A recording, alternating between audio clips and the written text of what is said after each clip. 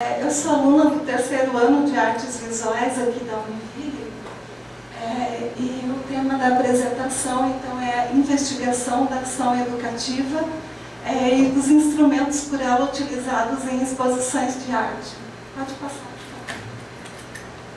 Essa apresentação ela é o resultado parcial da pesquisa que está vinculado ao projeto da professora Articult, com a investigação de exposições em cidades catarinenses, e o objetivo dessa pesquisa feita por mim, é a investigação da ação educativa, se ela acontece nos lugares, nas instituições, nos museus, e quais são os instrumentos por ela utilizados, e da análise dos materiais educativos produzidos por essas instituições. Como a Ana falou, anteriormente, então a nossa pesquisa ela, tem embasamento teórico com a investigação dos materiais, a pesquisa dos materiais que estão catalogados no Programa Institucional Arte na Escola, a partir de conversas que nós tivemos com arte educadores e coordenadores de ações educativas em instituições que são referências no Brasil, como ela citou anteriormente, a Pinacoteca do Estado de São Paulo, Museu Lazar Segal e mais recentemente também do Instituto Inhotim, em Minas Gerais. Foram feitas leituras de livros, obviamente, de autores que falem de ação educativa, mediação e também do ensino da arte na contemporaneidade. Pode passar, por favor. Bom, nesse período de 6 meses, foram visitadas cerca de 15 exposições nas cidades catarinenses. E o que se observou é que dessas exposições, apenas 3 delas utilizavam mais instrumentos para estarem desempenhando esse trabalho de mediação, E isso tem todo um diferencial no ato de mediar, por conta desses materiais e por conta também do próprio trabalho do mediador. Se percebe também que os professores são mais envolvidos, o mediador, os alunos que estão na exposição naquele momento, então tem uma interação muito maior entre esse grupo. Para o desenvolvimento desse trabalho, dessas 3 exposições assim, que tinham esse diferencial, eles utilizavam mais recursos tecnológicos, materiais educativos, eram dados cursos antecipados ao professor para o preparo dele, anterior à exposição, para que ele possa levar o seu aluno já preparado para essa exposição, E durante esse curso ele recebe o material pedagógico para estar trabalhando com seus alunos dentro da sala de aula. Pode passar, por favor. Eu trouxe aqui 2 fotos da exposição que nós estivemos visitando do Franklin Cascais, desenhos e esculturas anexo ao Museu Histórico de Santa Catarina, no Palácio Cruz e Souza, em Florianópolis. E por essa foto já dá para observar os recursos que foram utilizados pelo setor de ação educativa. Um espaço que possa comportar um número relativamente bom de alunos. O que os mediadores dizem é que para você dar um bom atendimento, uma atenção especializada para os alunos, não pode ser um grupo muito grande, tem que ser cerca de 20, 25 alunos. E esse espaço comportava, e recursos tecnológicos ali onde estava passando o que os críticos de arte falavam sobre o Franklin Cascais, textos sobre a vida dele, o contexto em que ele viveu, em que foram produzidas as obras dele, fotografias também da vida dele, estava sendo mostrado para os alunos. E também só para salientar que esse trabalho feito ali entre os mediadores, os professores e os alunos, era antecipado à visitação, para que esse trabalho era feito até para que eles pudessem ter uma maior compreensão sobre as obras do Franklin Cascais, sobre a mitologia, né? Pode passar, por favor. Aqui por essa fotografia dá para perceber a interação ali que tem entre o grupo, né? Eles estão completamente envolvidos ali, desenvolvendo as atividades que a mediadora e a professora ali estava dando suporte a esses alunos. Pode passar, por favor. Então, o que é a ação educativa? A ação educativa, ela vai consistir em aproximar o público da arte. Agora, como que ela vai estar aproximando o público da arte? Que instrumentos ela vai estar usando é que vai fazer esse diferencial.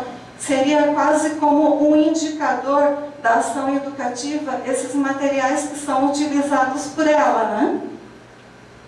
Então, entende-se por ações educativas as atividades como as visitas orientadas, guiadas, monitoradas ou mesmo dramatizadas, os programas de atendimento e preparo de professores, cursos e conferências, oficinas, mostras de filme, vídeos, práticas de leitura, contação de histórias, exposições itinerantes.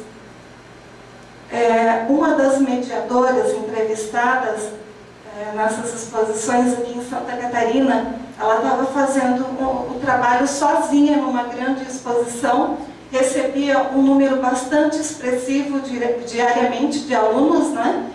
Ela não dispunha de muitos recursos e o que ela falou é que os professores e os alunos chegavam completamente despreparados para a exposição de arte contemporânea. Aí a gente se faz o seguinte questionamento. Os professores não chegam preparados e nem os seus alunos às exposições de arte. Mas será que eles estão tendo algum preparo para essas exposições? Quando faltam materiais educativos nas exposições, faltam catálogos. Apenas um catálogo nessas 15 exposições foi encontrado para consulta no ato da visitação. Um material educativo era disponível. Com exceção dessas 3 exposições que tinham diferencial, que produzem esses materiais, distribuem, tem materiais de apoio para os mediadores estarem desempenhando o trabalho, tem os materiais informativos sobre a biografia, a vida do artista, o contexto de vida que ele estava vivendo, né, que isso é bem significante também para a melhor compreensão do aluno. Além dos materiais educativos e informativos editados com a finalidade de servir a essas práticas, tais como os livros, os catálogos, os jogos, os guias, folders e folhetos. Os folders são comumente encontrados nas exposições, assim como o convite, né, para a exposição, são os materiais comuns mais usados nas exposições de arte. Folhas de atividades, kits de materiais pedagógicos que podem ser os impressos ou virtuais, o guia auditivo, aplicativos multimídia, CD-ROM, que pode entrar aqui como os materiais virtuais aqui dentro dos materiais pedagógicos, e o site institucional na internet. Esse é um dos instrumentos usado pelas instituições que fazem mais uso desses instrumentos para ação educativa. Os materiais pedagógicos, muitas vezes, eles são produzidos após a exposição ter sido concluída, né? Então, a instituição que faz uso do site institucional, ela vai dispor desse material para que o professor, mesmo aquele que não pôde comparecer à exposição, não pode deslocar os seus alunos, ele consulte esse site e tire dali as informações referentes à exposição, à vida do artista, e esteja baixando os materiais pedagógicos, se ele tiver como meio de recurso poder estar usando esses materiais dentro de sala de aula, porque pela pesquisa apontada, como a Ana falou anteriormente, os professores de rede pública responderam questionamentos, né? acerca do uso dos materiais pedagógicos, eles disseram que preferem os materiais impressos pela dificuldade que se tem em estar utilizando computadores na escola, que às vezes a escola dispõe de um computador só, ou tem escola que nem dispõe, né, desse instrumento para o professor poder estar trabalhando.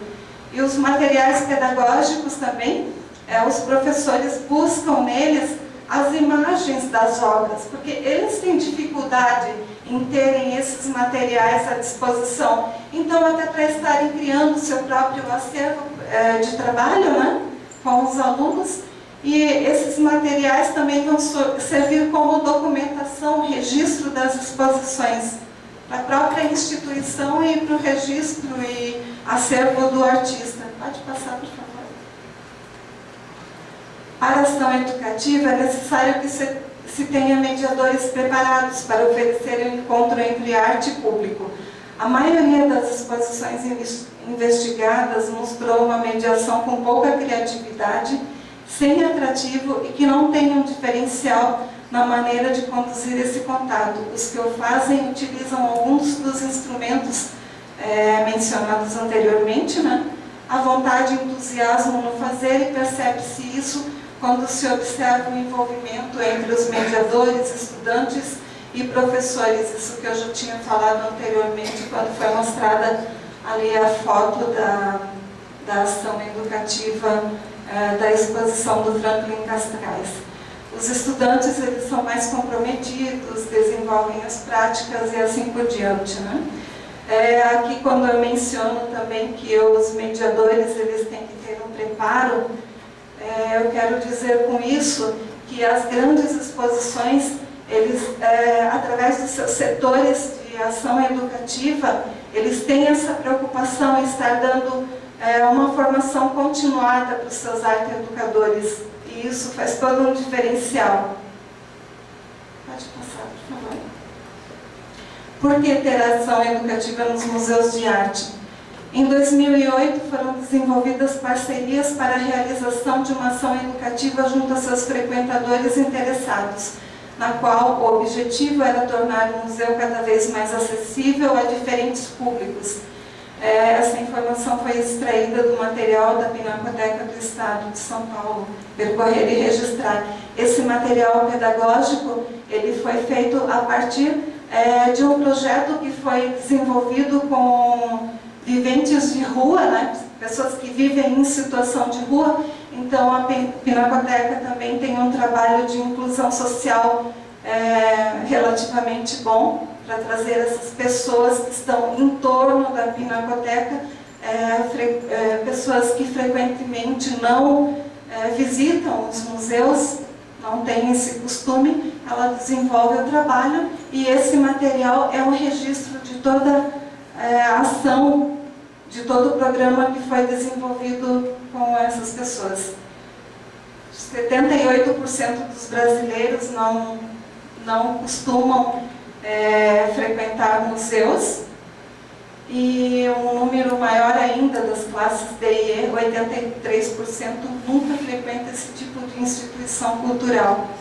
Desde 1951 e vem lutando pela conscientização da ação educativa, né, junto aos museus, mas quando você vê os números, se percebe que muito mais tem que ser feito.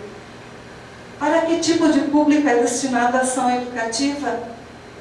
Um público cada vez mais heterogêneo. Como a colega falou anteriormente, várias faixas etárias, crianças, jovens, adultos, idosos. Então, um grupo bom, um grupo grande. Um público espontâneo, estudantes escolares, estudantes universitários e certas categorias de profissionais, como nós, pesquisadores, né, historiadores, buscam informações no museu ou na instituição cultural. Considerações finais. Vivemos num mundo mutável, que passa por constantes transformações, e desse processo a arte e a educação não pode ficar de fora. Os desafios são enormes e as possibilidades de crescimento conjunto maiores ainda. basta ter dinamismo e vontade de ir à luta na busca de apoio e recursos para o patrocínio dos instrumentos da ação educativa, que tornem a distância entre o público e a arte cada vez mais curtas. Somente assim, agindo com atitude, teremos de fato um museu acessível a todos. É isso, obrigada.